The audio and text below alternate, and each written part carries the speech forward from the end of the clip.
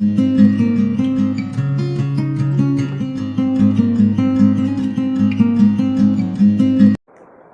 Everyone, welcome to my channel. आज जो हम टॉपिक डिस्कस करने वाले हैं वो है थर्मोडायनेमिक डिस्क्रिप्शन ऑफ सिस्टम। इसमें मैं सबसे पहले आपको बताऊंगी इसका कुछ इंट्रोडक्शन,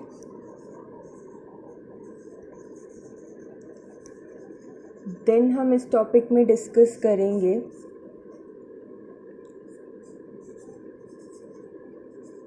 थर्मोडायनेमिक सिस्टम क्या होता है,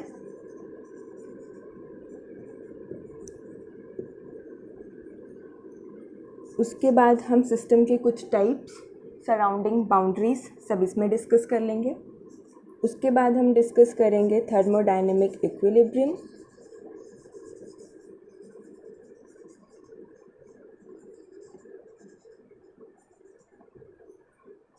देन हम डिस्कस करेंगे थर्मोडायनेमिक प्रोसेसेस और ज़ीरोथ लॉ ऑफ थर्मोडायनेमिक्स के साथ हम आज का लेक्चर एंड करेंगे।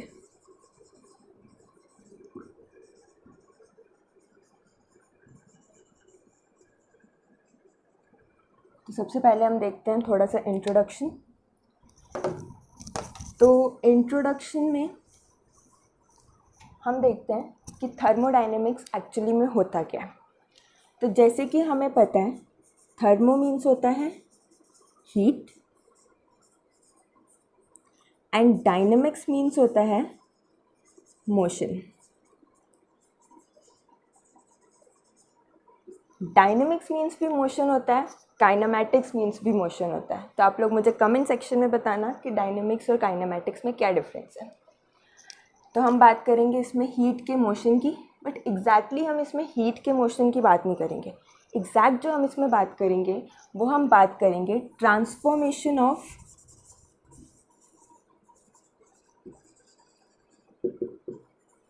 Heat to work done and vice versa. यानी कि हीट का ट्रांसफॉर्मेशन वर्क डन में एंड वर्क डन का ट्रांसफॉर्मेशन हीट में, हम इसको इस टॉपिक में एग्जैक्टली डिस्कस करने वाले हैं। अब हीट का ट्रांसफॉर्मेशन वर्क डन में कैसे होता है, जैसे कि हम देखते हैं स्टीम इंजन्स में। स्टीम इंजन्स में क्या होता है, हीट से हम स्टीम प्रोड्यूस करते हैं, उससे इंजन मूव करता है और उससे कुछ वर्क डन होता है। और वर्क डन से हीट, फॉर एग्जांपल सर्दियों में हम हाथ रब करते हैं अपने, तो हम क्या कर रहे हैं, वर्क डन कर रहे हैं और उससे क्या प्रोड्यूस हो रही है, हीट प्रोड्यूस हो रही है, जिससे कि हाथ हमारे गर्म होते हैं।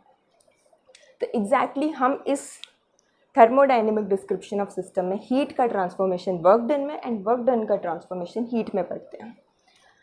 अब जो हमारा थर्मोडायनेमिक्स है, ये जो है हमारा मैक्रोस्कोपिक प्रॉपर्टीज को चेंज करता है।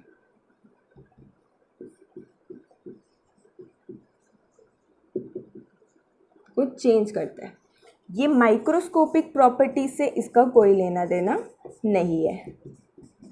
माइक्रोस्कोपिक प्रॉपर्टीज से इसका लेना देना नहीं है। ये सिर्फ और सिर्फ मैक्रोस्कोपिक प्रॉपर्टीज़ पे काम करता है।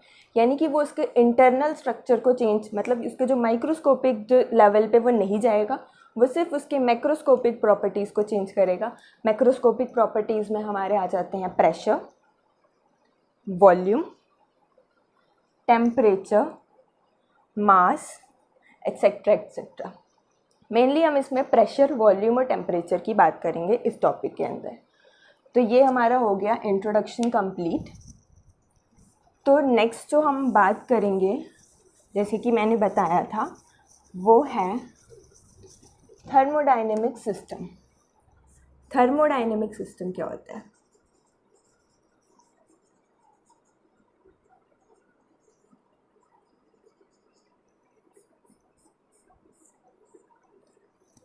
थर्मोडायनेमिक सिस्टम होता है हमारा, अगर हम एक बहुत सारे लार्ज नंबर ऑफ पार्टिकल्स हैं, उन लार्ज नंबर ऑफ पार्टिकल्स की एक सर्टेन प्रेशर है, वॉल्यूम है और टेम्परेचर है, तो हम उस पूरे पार्टिकल को, उस पूरे सिस्टम ऑफ पार्टिकल को थर्मोडायनेमिक सिस्टम बोलेंगे।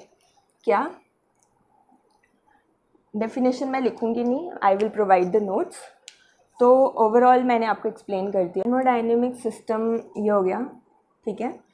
नेक्स्ट इसमें आता है सराउंडिंग। तो सिस्टम के बाहर जो भी चीज़ होगी, अब जैसे मैं आप लोगों को पढ़ा रही हूँ तो आपका और मेरा क्या है, एक सिस्टम बन गया है। और हमारे बाहर जो भी हमारे आसपास हो रहा है, मेरे सराउंडिंग में, मेरे को और आप लोगों को छोड़ के जो बाहर हो रहा है, वो सब क्या आ जाएगा, सराउंडिंग में। यानी कि सिस्टम के जो बाहर है वो सब आ जाएगा सराउंडिंग में। डेफिनेशन मैं उसमें दे दूँगी नोट्स में। देन आता है बाउंड्री। बाउंड्री क्या है, जो कि सिस्टम और सराउंडिंग के बीच को डिफ्रेंशिएट करती है, हम उसको बाउंड्री बोलते हैं। ये सब छोटे छोटे टॉपिक्स हैं जो कि हम अभी थोड़ा थोड़ा हमें पढ़ने की ज़रूरत है। तो सिस्टम के भी कुछ टाइप्स हैं, वो टाइप्स हम देख लेते हैं। सिस्टम के टाइप्स, इसका पहला टाइप है ओपन सिस्टम। 3 टाइप के सिस्टम होते हैं। पहला है open, second one is close system, third is isolated system.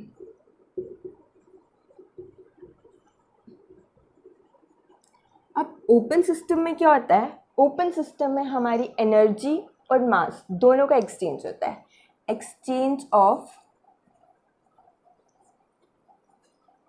Energy and mass, ठीक है। फॉर एग्जाम्पल अगर हम बॉइलिंग वाटर ले लें एक ग्लास में, ग्लास हमने रख दिया रूम में, तो क्या होगा, धीरे धीरे उस ग्लास का टेम्परेचर रूम के बराबर हो जाएगा। तो और जब वो वाटर जो है वो बॉईल कर रहा है, तो वो उसका क्या होगा, पानी जो है वो इवेपोरेट होगा। यानी कि उसमें मास भी एक्सचेंज हो रहा है, मास जो है वो सराउंडिंग में आ जाएगा। यानी कि जो वेपर है वो सराउंडिंग में आएगा, तो वह हमारा मास। और हमारी एनर्जी क्या, वो टेम्परेचर अपना वो जो टेम्परेचर जो सराउंडिंग से लेके अपने टेम्परेचर को सराउंडिंग के बराबर करेगा, तो वो क्या किसका एक्सचेंज करेगा, एनर्जी का। क्लोज सिस्टम में क्या होता है, इसमें सिर्फ एक्सचेंज ऑफ एनर्जी होगा, इसमें मास का एक्सचेंज नहीं होता है। एक्सचेंज ऑफ एनर्जी मतलब कि अगर हम उस ग्लास के ऊपर ढक्कन लगा दें तो क्या है, वाटर जो है वो इवेपोरेट होके बाहर नहीं जा पाएगा, तो लेकिन वो टेम्परेचर अपना रूम के बराबर करेगा। यानी कि एनर्जी का एक्सचेंज होगा बट मास का एक्सचेंज नहीं होगा, तो वो किस में आ जाएगा, क्लोज सिस्टम में। अब हम बात करेंगे आइसोलेटेड सिस्टम। इसमें नो एक्सचेंज, ठीक है, इसमें कोई एक्सचेंज नहीं होगा, ना ही इसमें मास एक्सचेंज होगा, ना ही इसमें एनर्जी का एक्सचेंज होगा। फॉर एग्जांपल हम चाय गर्म करके थर्मस में डालते हैं, तो क्या होता है, ना ही उसमें से एनर्जी लूज़ होती है क्योंकि चाय का टेम्परेचर मेंटेन रहता है। जब भी हम उसको खोल के चाय पियेंगे वो चाय हमेशा गर्म मिलेगी हमें, तो वो एक आइसोलेटेड सिस्टम है। और मास का एक्सचेंज भी नहीं होगा, चाय बाहर थोड़ी निकल जाएगी हमारे बिना निकाले, ठीक है। ये हो गए हमारे सिस्टम के टाइप्स। अब हम बात करते हैं बाउंड्रीज। बाउंड्रीज के भी कुछ टाइप्स हैं। बाउंड्रीज के टाइप्स की बात करते हैं। इसमें पहला जो टाइप है वो आता है, वो है मूवेबल बाउंड्री। ऐसी बाउंड्री, हमें इसके नाम से ही पता चल रहा है कि ऐसी बाउंड्री जो कि एक्सटर्नल फोर्स के एप्लीकेशन पर मूव करे। Boundary which moves on application of external force.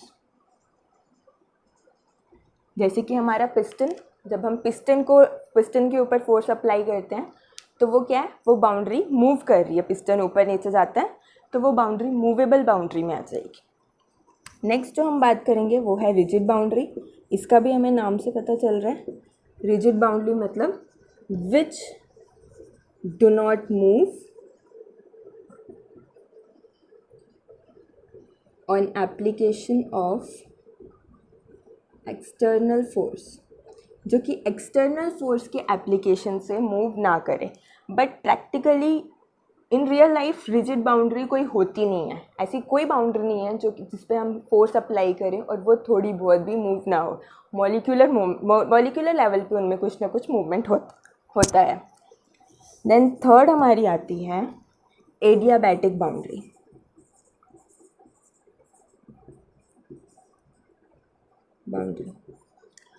Adiabatic boundary मतलब ऐसी बाउंड्री जो कि अपनी बाउंड्री से हीट का फ्लो ना होने दे, which does not allow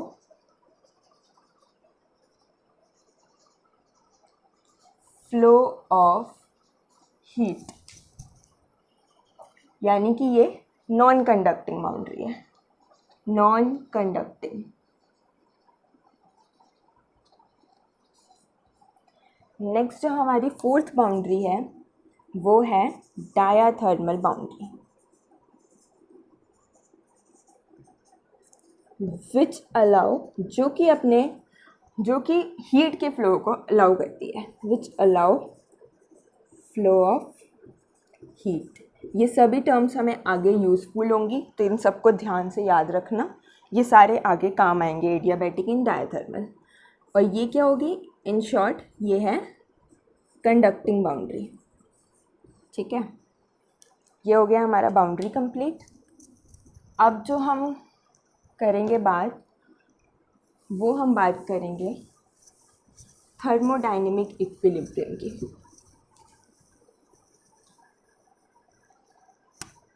thermodynamic equilibrium, लेकिन थर्मोडायनेमिक इक्विलिब्रियम समझने के लिए हमें पहले 3 इक्विलिब्रियम समझने पड़ेंगे, जिसमें से पहला है मैकेनिकल इक्विलिब्रियम। ये सब हम पढ़ चुके हैं, बट मैं जब पढ़ाऊँगी मैकेनिक्स तो मैं उसमें आप लोगों को समझाऊँगी अच्छे से, इसमें हम शॉर्ट में देख लेंगे। Second one is chemical equilibrium,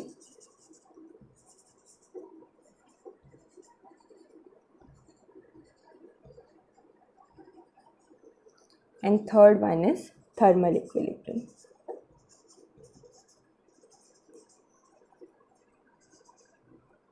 ठीक है, तो मैकेनिकल इक्विलिब्रियम हमने देखा है आज तक, जब हम कोई भी प्रेशर अप्लाई करते हैं तो क्या होता है, या तो वो चीज़ जिसके ऊपर भी हम प्रेशर अप्लाई कर रहे हैं वो कॉन्ट्रैक्ट करती है, या तो वो एक्सपैंड करती है। बट ऐसी स्टेज जहाँ पे नीदर कॉन्ट्रैक्शन हो ना ही एक्सपेंशन हो, यानी कि जो एफ नेट है वो ज़ीरो हो जाए, या फिर जो टॉर्क है वो भी ज़ीरो हो जाए, तो उस केस में मैकेनिकल इक्विलिब्रियम हमारा आ जाता है। फॉर एग्जांपल 2 बॉडीज़ हैं, अगर उन दोनों का फोर्स इक्वल हो जाए तो क्या होगा, कुछ भी मूवमेंट नहीं होगी उनके बीच में, यानी कि वो मैकेनिकल इक्विलिब्रियम में आ गया। हम दोनों में अगर इक्वल फोर्स अप्लाई करें तो अपोजिट डायरेक्शन में, तो एफ नेट क्या हो जाएगा हमारा ऑटोमेटिकली ज़ीरो। केमिकल इक्विलिब्रियम क्या है, ऐसी स्टेज जिसमें नो केमिकल रिएक्शन, कोई केमिकल रिएक्शन ना हो बिटवीन कंपोनेंट्स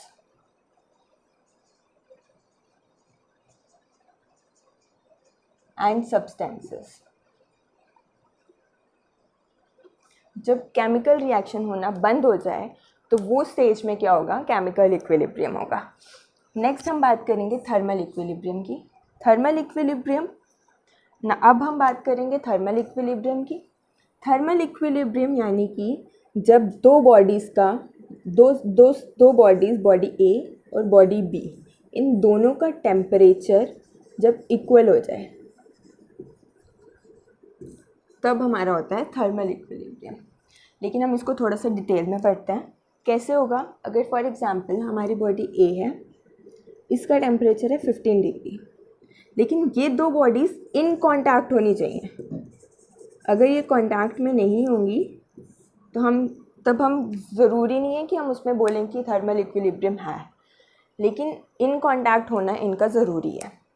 अगर कोई बॉडी ए है जिसका टेम्परेचर है 15 डिग्री, हम उसको कांटेक्ट में लाते हैं विद बॉडी बी जिसका टेम्परेचर है 10 डिग्री।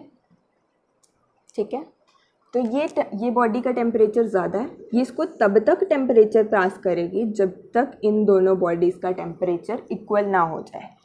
तो ये क्या हो जाएगा, उस पॉइंट पे जब इन दोनों बॉडीज़ का टेम्परेचर इक्वल हो जाएगा, उस पॉइंट पे ये बॉडीज़ क्या आ जाएंगी, थर्मल इक्विलिब्रियम पे आ जाएंगी।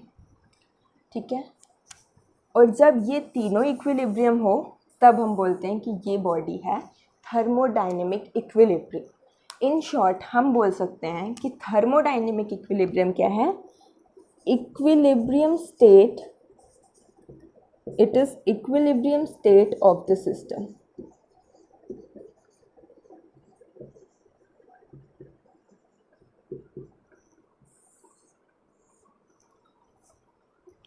ठीक है, अब हम बात करेंगे, ये आई होप ये समझ में आया होगा। अब जो नेक्स्ट हम बात करेंगे वो है थर्मोडायनेमिक प्रोसेसेस।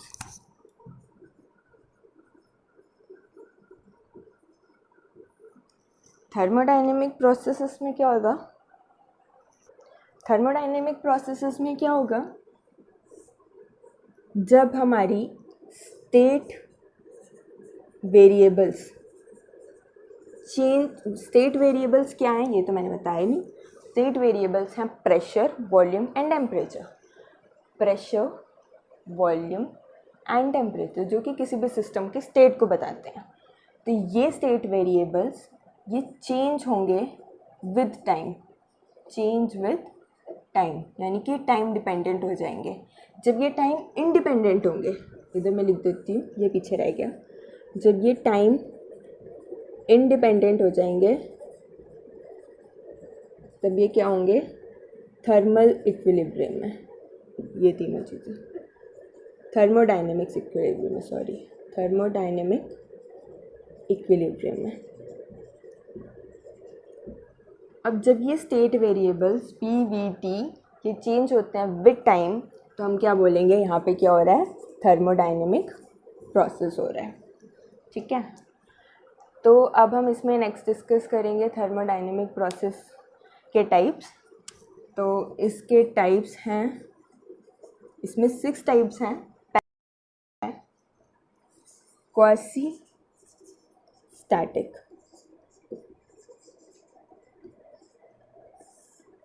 ये नियरली स्टैटिक होता है, यानी कि रुका होता है, ऑलमोस्ट ये रुका होता है। अब हमने ली 1 किलो दाल। अब 1 किलो दाल में से हम इसमें से आधा किलो दाल निकालेंगे तो हमें फील होगा कि वो आधा किलो दाल निकल चुकी है। बट अगर हम उस दाल का एक एक दाना करके निकालेंगे तो हमें जब हम एक दाना निकालेंगे तो हमें क्या पता चलेगा इसमें से एक दाना निकला हुआ है? नहीं पता चलता ना। तो वैसे ही उसी टाइप के प्रोसेस को हम बोलते हैं क्वासी स्टैटिक। इतना स्लो होता है ये, उससे भी ज़्यादा, वो तो मैं एक एग्जाम्पल ले रही हूँ, ये उससे भी ज़्यादा स्लो प्रोसेस होता है। इसमें ये जो है ये ऑलवेज थर्मल और मैकेनिकल इक्विलिब्रियम मेंटेन करके रखता है विद इट्स सराउंडिंग।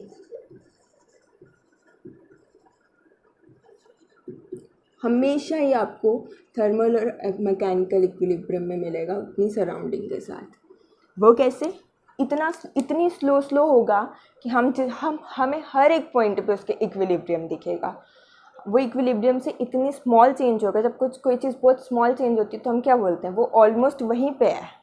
ठीक है, तो इसलिए, और कोई भी प्रोसेस परफेक्टली क्वासी स्टैटिक नहीं होता है, परफेक्टली क्वासी स्टैटिक नहीं होता है।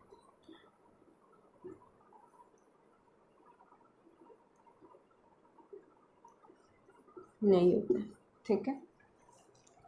ये हो गया हमारा क्वासी स्टैटिक। नेक्स्ट जो है वो है आइसोथर्मल प्रोसेस। आइसोथर्मल प्रोसेस, नाम से हमें पता चल रहा है कि थर्मल मीन्स कुछ तो इसमें टेम्परेचर से रिलेटेड है, यानी कि ऐसा प्रोसेस जिसमें कि कांस्टेंट रहे हमेशा टेम्परेचर और चेंज हो, क्या चेंज हो? प्रेशर और वॉल्यूम। ऐसा प्रोसेस जिसमें टेम्परेचर कांस्टेंट रहे बट प्रेशर और वॉल्यूम चेंज हो, उसको हम बोलते हैं आइसोथर्मल प्रोसेस। नेक्स्ट जो टाइप है, थर्ड टाइप जो है वो हो जाएगा हमारा आइसोकोरिक। आइसोकोरिक प्रोसेस में क्या होता है? इसमें वॉल्यूम जो है वो कांस्टेंट रहती है, यानी कि dV यानी कि चेंज इन वॉल्यूम वो क्या होगा? 0। और प्रेशर और टेम्परेचर ये क्या? ये चेंज करते हैं, ये वेरी करते हैं। नेक्स्ट है आइसोबैरिक। आइसोबैरिक मतलब जिसमें प्रेशर चेंज हो, प्रेशर कांस्टेंट रहे, यानी कि dP जो है वो ज़ीरो रहे, और टेम्परेचर और वॉल्यूम जो है वो चेंज हो। Fifth one is adiabatic process. Adiabatic मैंने बोला था ना, इसको याद रखना। एडियाबैटिक यानी कि जो कि हीट का फ्लो अलाउ नहीं करती है, यानी कि इसमें जो हीट को हम Q से डिनोट करते हैं, Q जो है हमारा dQ जो है वो हमारा ज़ीरो रहेगा इसमें, बट इसमें प्रेशर, वॉल्यूम और टेम्परेचर सब चेंज रहता है। नेक्स्ट है हमारा साइक्लिक प्रोसेस। साइक्लिक प्रोसेस मतलब कि वो प्रोसेस जिसमें कि प्रेशर, वॉल्यूम और टेम्परेचर, वो प्रोसेस पूरा वर्क डन होने के बाद फिर से अपने इनिशियल प्रेशर, वॉल्यूम और टेम्परेचर पे आ जाए, उसको हम बोलते हैं cyclic process. Which returns to initial value of PBT after work done. ठीक है, ये हो गए हमारे थर्मोडाइनेमिक प्रोसेस। लास्ट टॉपिक है वो है ज़ीरोथ लॉ ऑफ थर्मोडाइनेमिक्स। पहले हम इसके पीछे की हिस्ट्री जानेंगे। हम सबको पता है थर्मोडाइनेमिक्स में कितनी लॉज हैं, 3 लॉज हैं, zeroth, first and second. But जो ज़ीरो लॉ है ये फर्स्ट और सेकेंड लॉ के बाद आएगा, लेकिन ये जो है ये बेसिक लॉ है, इसलिए इसको इनके पहले पढ़ाया जाता है और इसको नाम दे दिया इसलिए ज़ीरोथ लॉ। तो ज़ीरोथ लॉ हम सबको पता है, हम आज तक पढ़ते आ रहे हैं कि क्या होता है कि अगर कोई बॉडी A है तो थर्मल इक्विलिब्रियम में है कोई बॉडी B के साथ, और कोई बॉडी थर्मल इक्विलिब्रियम में है विद बॉडी C, तो ये थर्मल इक्विलिब्रियम में होगा विद बॉडी A। इसको थोड़ा सा हम विद डायग्राम देख लेते हैं। अगर एक बॉडी है A, एक सिस्टम है A, एक सिस्टम है B, ये एडियाबैटिक है। एडियाबैटिक मतलब हीट के फ्लो को अलाउ नहीं करेगी, यानी कि नॉन कंडक्टिंग है।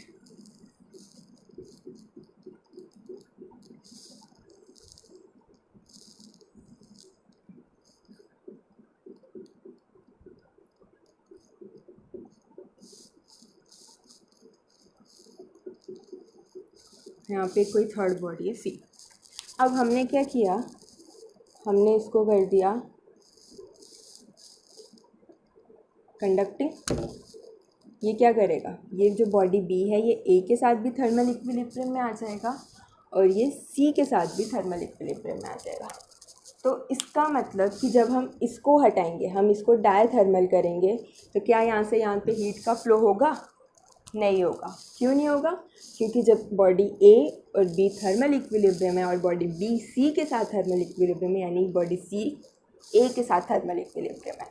फॉर एग्जांपल मेरे पास 4 पेन है, मैं हूँ दामिनी, मेरे पास 4 पेन है, कोई और है B बंदा, उसके पास भी 4 पेन है, और इसकी ये 4 पेन किसी C बंदे के बराबर है, तो इस C बंदे के भी मेरे बराबर हुए ना। तो यही हमारी ज़ीरोथ लॉ ऑफ थर्मोडाइनेमिक्स हमें बताता है।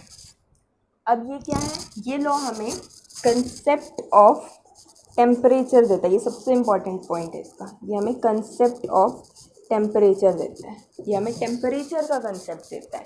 कैसे कि अगर ये body A and body B thermal equilibrium है, यानी कि इन दोनों का जो टेम्परेचर है वो भी इक्वल होगा। अब बॉडी B और C थर्मल इक्विलिब्रियम में है तो इसका टेम्परेचर भी इक्वल होगा, तो अल्टीमेटली इन तीनों का टेम्परेचर इक्वल होगा। तो इसलिए हम बोलते हैं कि ये बॉडी हमें ये लॉ हमें कंसेप्ट ऑफ टेम्परेचर देती है, और टेम्परेचर का कंसेप्ट देने की वजह से ये सबसे बेसिक लॉ है। आई होप आप लोगों को समझ में आया होगा। Thank you so much.